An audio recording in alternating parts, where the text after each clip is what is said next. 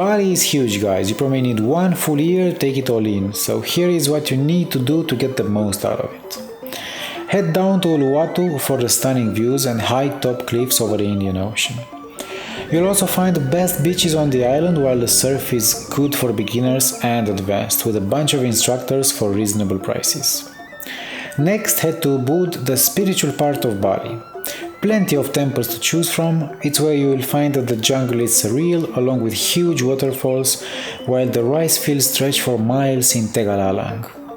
Enjoy your stay at a 5-star resort while finding your adventurous side on a rafting trip. Now, here's where it's getting really interesting. If in Uluwatu and Ubud you are good for 3 to 4 days each, in Canggu you can stay indefinitely.